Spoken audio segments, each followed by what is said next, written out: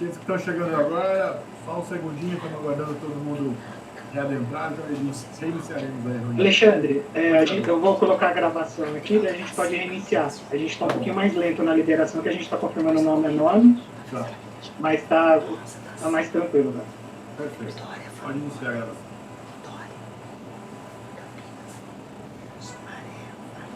Bom, senhores, reiniciando aqui nossa reunião, peço desculpas aí pelo inconveniente.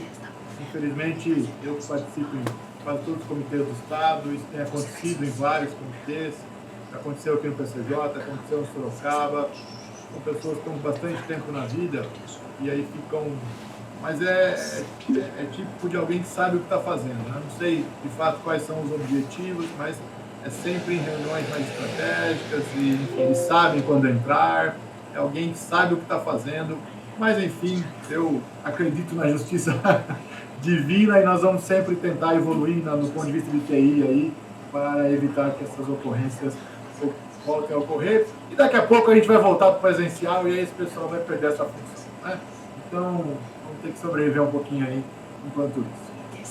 Bom, retomando aqui, então, eu gostaria de convidar a Isis, que estava fazendo sua apresentação, para compartilhar sua tela novamente. Por favor, Isis, peço desculpas a você. Vou compartilhar aqui, imagina, deixa eu instantinho. Enquanto a Isis compartilha, não há necessidade de registrar no chat novamente a presença, a não ser que, se por acaso, alguém que não estava participando inicialmente da reunião e entrou agora nesse segundo link, aí peço que registre a presença no chat. Ok? Isis, por favor. O chat está bloqueado, tá, Alexandre? Ah, está bloqueado? Bom, então, se o chat... Apesar que eu estou vendo as pessoas digitarem aqui, não? Alguém começou, mas não vai mais, não. É. Bom, enfim, então se tiver alguém presente aí no intervalinho da apresentação da Isis depois que não registrou presença, pede a palavra... Mas liberou no chat, tá bom? Liberou. Ó, o Marcos já até fez um teste lá, está funcionando. Então tá bom, então fica aí esse recado, registro no chat daqueles que entraram só agora na segunda parte. Né? Por favor, Isis, vamos em frente. Ok, vou prosseguir aqui então com a apresentação. Qualquer problema, vocês me avisem, por favor. Então, eu estava falando, né? Nós estamos vendo os seus slides, tá? Ah, não? Peraí, deixa eu tentar compartilhar novamente, que para mim aqui está parecendo como se estivesse compartilhando. Por gentileza. O pessoal do site de Indaiatuba, Olga, conseguiu reentrar? Estamos encaminhando, está encaminhando agora para eles. E agora, Alexandre? Agora está perfeito, vamos lá. Ah, agora tá, ótimo. Então, só um instantinho. Então, ok, eu vou prosseguir. Então, aqui falando do posto do Jaguari em Buenópolis, tá?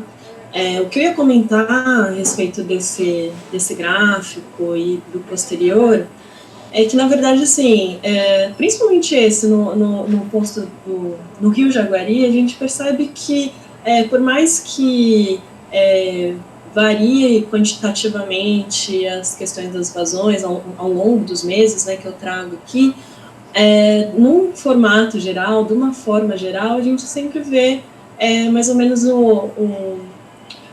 uma mesma situação aqui impressa nesse gráfico, né? Então, a gente vê que aqui, a partir da década de 90, realmente há uma queda significativa nessas médias de vazão, né? Vejam que, se a gente analisar a chuva, até tem uma sazonalidade aí, né, em termos das médias, porque a gente vê que em alguns momentos ela tende a ficar mais baixa, em outras décadas tende a ficar mais alta e mais ou menos nos mesmos patamares. Mas se a gente pegar aqui o ano de 2021, né, fazer uma comparação de agosto de 2021 com todas essas médias, a gente vê que tanto em termos de chuva quanto em termos de vazão, a gente realmente está vivendo uma situação bastante crítica, né, em termos de estiagem, pouca chuva e consequente diminuição dessas vazões. No caso aqui do Atibaia, bairro da Ponte, então também é possível ver essa queda nas vazões, porém, 2021 aqui essa média, né, de agosto está acima do que ocorreu ali no ano de 2000, na década de 2000, na década de 2010, e aqui, com certeza, tem muita influência das operações que tem que acontecer, tanto ali no Atibainha, quanto no Cachoeira, né, que a gente tem sido elevadas essas descargas exatamente para atender as vazões nos postos de controle. Né? Então, assim, na verdade, é importante a gente estar ciente disso para não cair num engano aí de que essa vazão ela está naturalmente acima dessas outras décadas. Na verdade, é o contrário, né? A gente tem, dentro de todo aquele contexto que a gente estava já conversando, já foi falado aqui na reunião, de que a gente está numa situação crítica e por isso está demandando, então, descargas maiores. Esses próximos gráficos, eles trazem, então, a vazão média diária nos postos de controle, tanto no Atibaia quanto no Jaguari, né? Então, no Atibaia temos aí o Atibaia, Captação Valinhos, e no Jaguari, Jaguarim-Buenópolis. E aqui eles servem só para a gente conseguir avaliar se no mês de agosto atendeu, então se houve o atendimento das regras estabelecidas na outorga do Sistema Cantareira. Então aqui no caso do Atibaia a gente vê que foi atendido, Valinhos, como também já foi comentado aqui na reunião, né, essa necessidade de se descarregar o tanto necessário para atender a regra, mas sem utilizar água além da conta, né, tendo em vista esses prognósticos, que inclusive eu vou comentar também em outros gráficos, de que muito provavelmente os 158 hectômetros cúbicos não darão conta, né, nesse nosso período seco. Então aqui, Jaguarim e Buenópolis também houve um atendimento, mas também muito próximo aí do limite, sendo que tanto ali em Valinhos quanto aqui em Buenópolis, né, essa elevação de vazão tem muito reflexo do que aconteceu de chuva no final do mês. Bom, esse outro gráfico, então, ele mostra o volume utilizado em hectômetros cúbicos desde de janeiro, né, de janeiro a agosto, fazendo um comparativo entre dos anos de 2018 a 2021. Né? E, novamente, eu tenho trazido esse gráfico nas últimas reuniões e o que aconteceu no mês de agosto não se diferiu do que aconteceu nos outros meses. Nós temos precisado cada vez mais utilizar água, né? Se a gente comparar com os anos anteriores, aí, é bem evidente esse aumento dessa necessidade de elevar as descargas. Esse gráfico aqui, então, ele mostra saldo disponível, considerando, então, aqueles 158,1 hectômetros cúbicos, né, que a gente pode utilizar no período de junho a novembro. Aqui a gente tem, então, o que de fato aconteceu no dia 31/7, o que de fato aconteceu no dia 31/8. Então, lá no dia 31/7, a gente tinha um saldo disponível de 75 hectômetros cúbicos. Aqui, no dia 31/8, com base... não sei alguma coisa aqui. Eles estão vendo? Sim, estão no gráfico de barras. Que acho que agora voltou. Para vocês voltou aí também, Alexandre? Sim, gráficos azuis e vermelhos. Isso. Bom, então o que eu estava dizendo é que no dia 31/8, né, a gente tem aí um prognóstico de saldo com base no que aconteceu nos meses de junho, julho e agosto. Né? Então, aí no dia 31/8, o que tem de saldo é aí quase 50 hectômetros cúbicos. A partir de setembro, então, aqui a gente utilizou uma simulação usando 10 metros cúbicos por segundo, né, que é aquela média se a gente transformar os 158 hectômetros cúbicos em vazão, seria 10 metros cúbicos por segundo. Então, se a gente fizer isso no mês de setembro, no final do mês, no dia 30/9, teremos um saldo aí disponível de 22,8 hectômetros cúbicos. E se continuarmos fazendo isso até outubro, final de outubro, na verdade, a gente vai ter esgotado os 158 hectômetros cúbicos. Na verdade, ainda sem contar o mês de novembro, a gente já vai estar utilizando vai precisar de mais água além dos 158 hectômetros cúbicos, que aí vai de encontro até daquela simulação que o Alexandre apresentou para a gente, né, daqueles 10 hectômetros cúbicos que provavelmente seriam necessários. Esse outro gráfico, na verdade, ele é também sobre saldo, mas ao invés de volume, a gente pensa aqui em termos de vazão média disponível.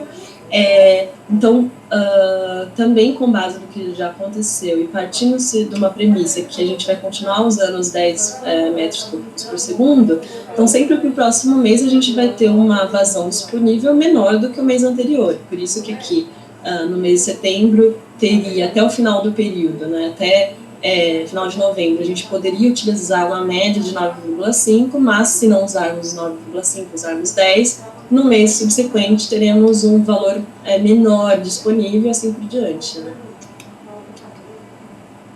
Bom, esses próximos gráficos também tenho trazido nos últimos meses, né, que faz então um comparativo das chuvas também por décadas, lá dos reservatórios do sistema Cantareira. Então aqui no caso do Jacareí, só para a gente entender esse gráfico, que ele tem bastante informação, essa parte que está em azul mais escuro representa, então, a média da série histórica, incluindo todos os anos que tem aqui de chuvas dessa represa, então de 1980 a 2020.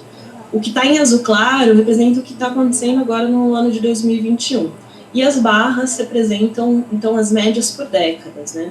E para atualizar, então, a informação, eu já tenho também, já comentei nos outros meses, né, o quanto o ano de 2021 a gente tem, independente da média que a gente compara, seja por década ou com a média geral, nós temos, então, chuvas bem abaixo da média. E aqui, atualizando para o mês de agosto, vemos que esse comportamento se repete, ele permanece.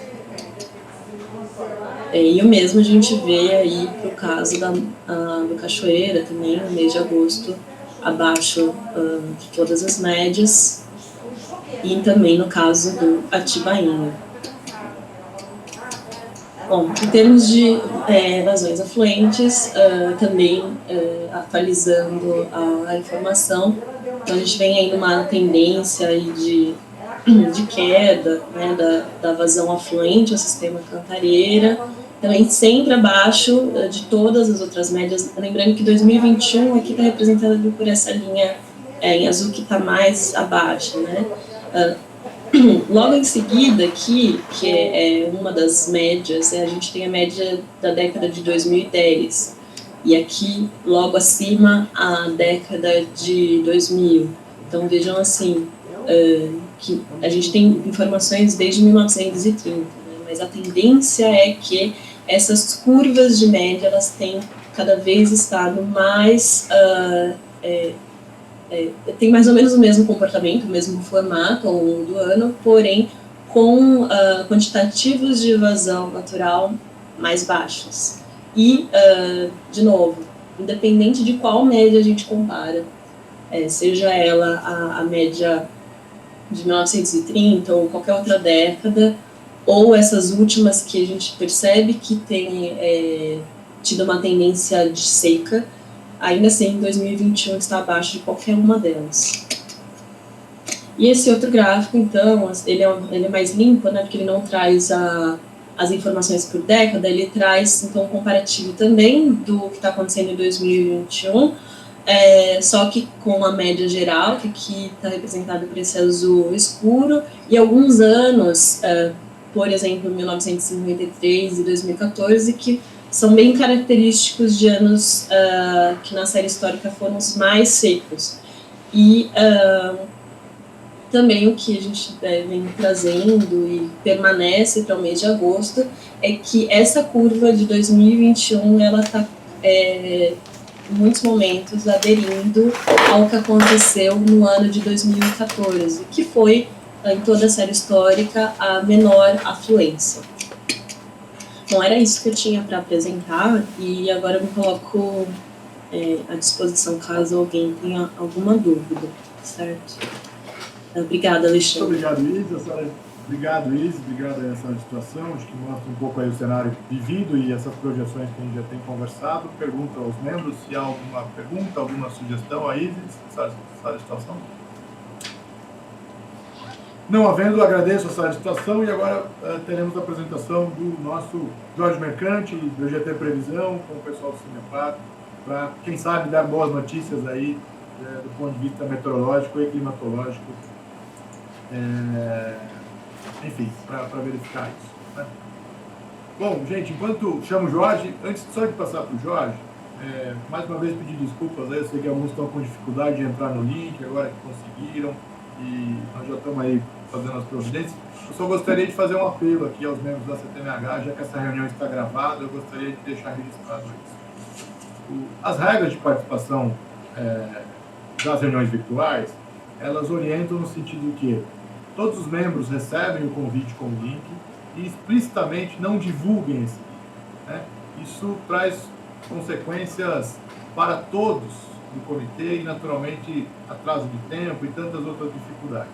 Há um regulamento que diz que qualquer cidadão brasileiro pode participar das reuniões dos comitês de uma Câmara Técnica e há um procedimento para isso acontecer, que está disponível, está aprovado, basta solicitar o link, que assim será feito. Né?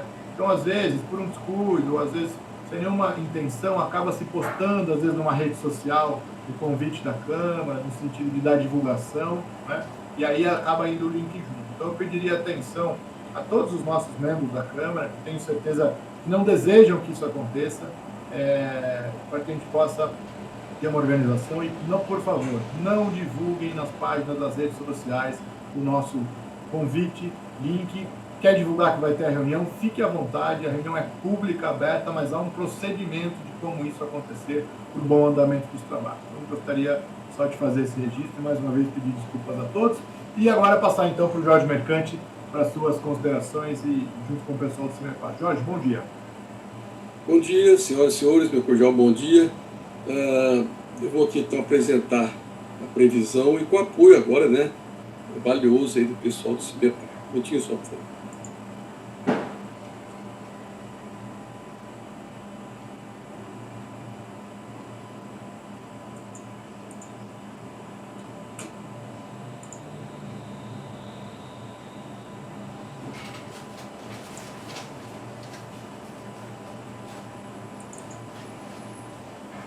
Estou entrando já.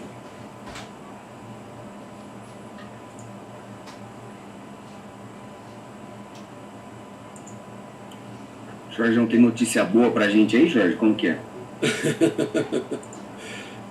Não, infelizmente não. Estou entrando.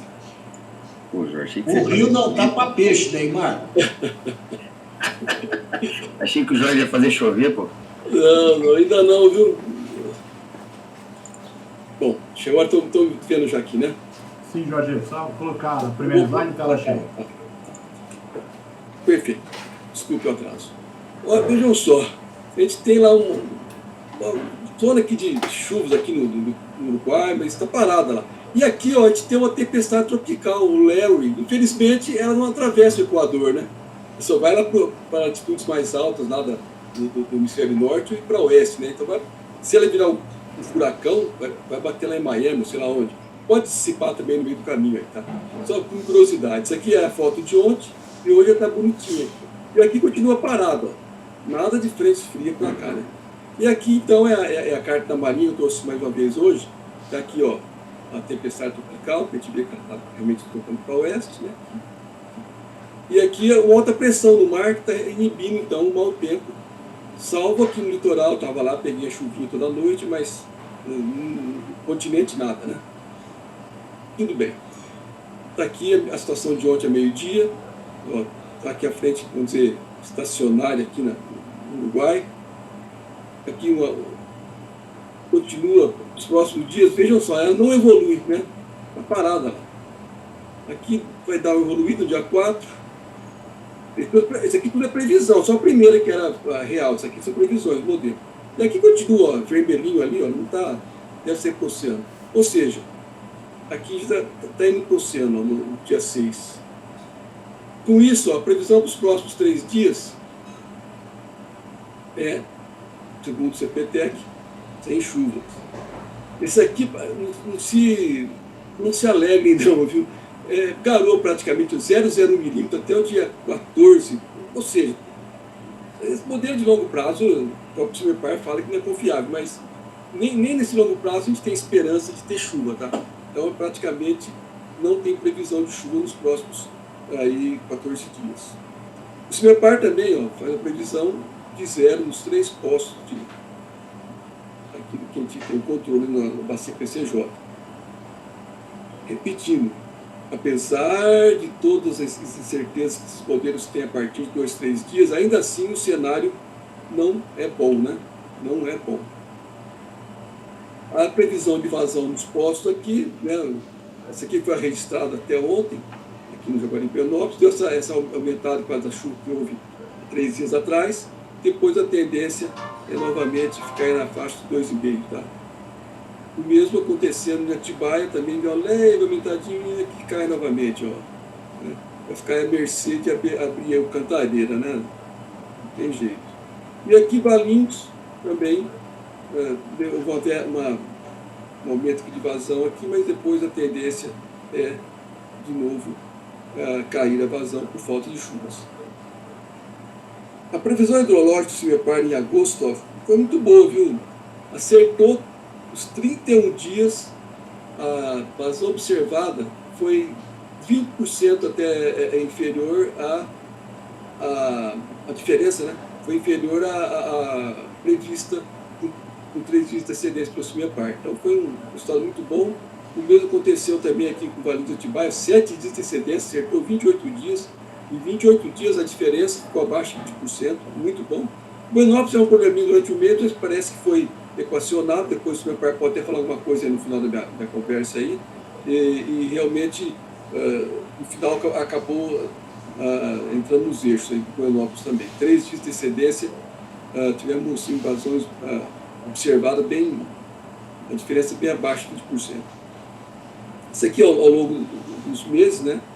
Então, tivemos um problema em Buenópolis aqui em julho, tivemos um problema sério em Atibaia, de modelagem aqui em abril, mas a tendência agora foi de acerto.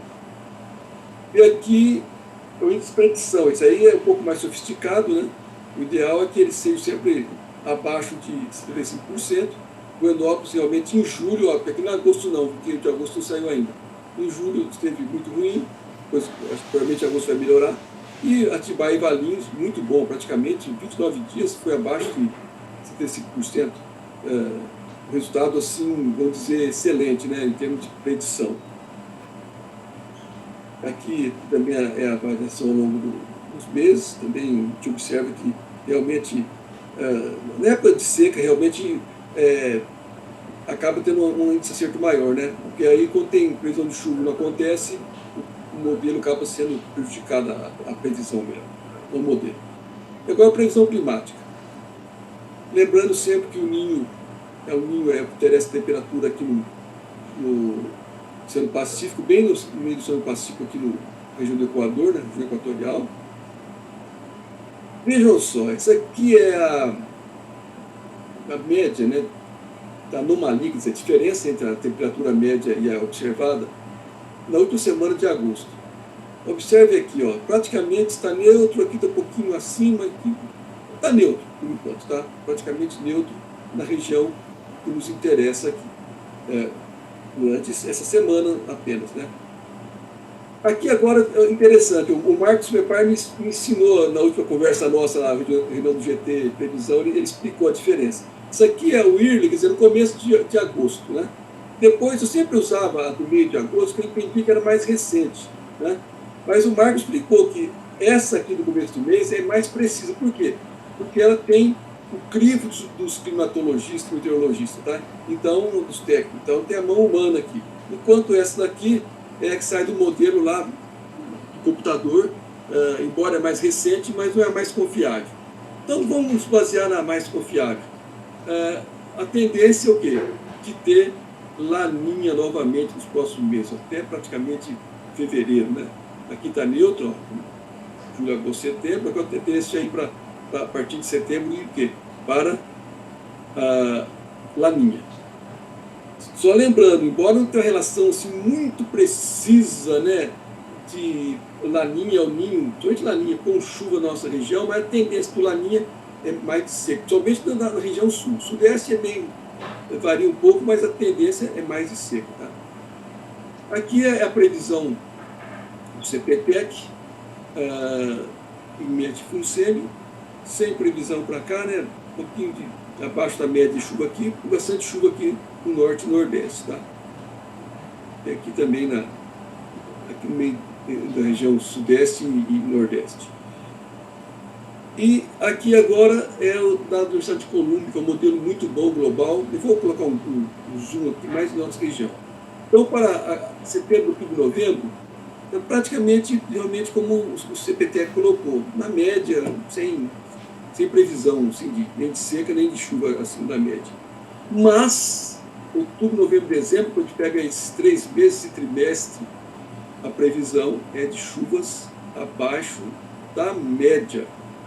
Né? Quando a gente vai para novembro, dezembro, janeiro, continua ainda abaixo da média, justamente nos meses que nós precisamos de chuva.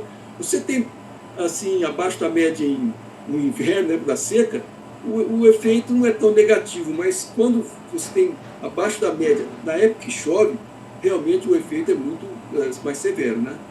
E aqui, ó, dezembro, janeiro, fevereiro, mesma coisa, abaixo da média. É isso.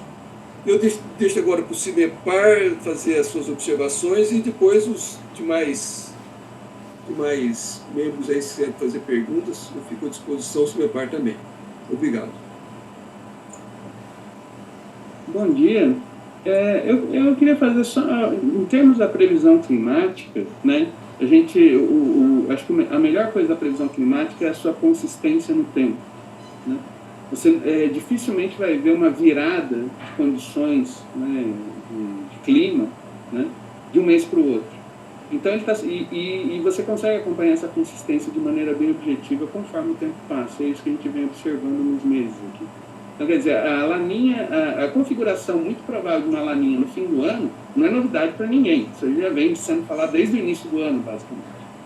E a gente vem confirmando, então, quer dizer, cada vez mais isso se torna um fato e os parâmetros começam a mostrar isso. Ainda a gente está numa neutralidade climática, em termos do parâmetro do índice do El Niño, mas caminhando, né, com bastante segurança para um evento de laninha no fim do ano. Então, mas o que eu gostaria de destacar na previsão climática e do acompanhamento mensal é ver isso. Dificilmente você, ao contrário de uma previsão meteorológica, dificilmente você vai ser pego no contrapé numa previsão climática.